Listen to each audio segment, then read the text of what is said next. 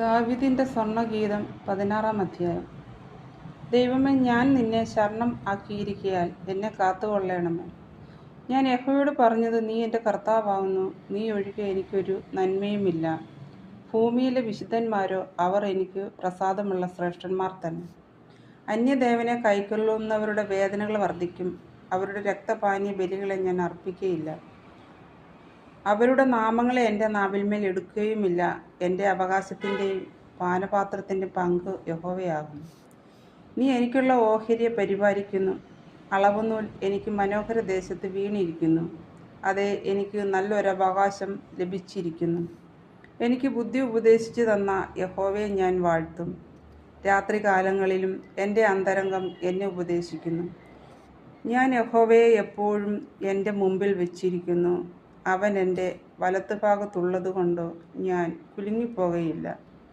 അതുകൊണ്ട് എൻ്റെ ഹൃദയം സന്തോഷിച്ച് എൻ്റെ മനസ്സ് ആനന്ദിക്കുന്നു. എൻ്റെ ജഡവും നിർഭയമായി വസിക്കും. നീ എൻ്റെ പ്രാണനെ പാതാളത്തിൽ വിടുകയില്ല. നിൻ്റെ പരിശുദ്ധനെ ദ്രവത്വം കാണുവാൻ സമ്മതിക്കുകയുമില്ല.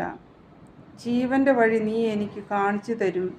നിൻ്റെ സന്നിധിയിൽ സന്തോഷ പരിപൂർണതയും നിൻ്റെ വലത്തുഭാഗത്ത് എന്നും പ്രമോദങ്ങളും ഉണ്ട്. ആമേൻ.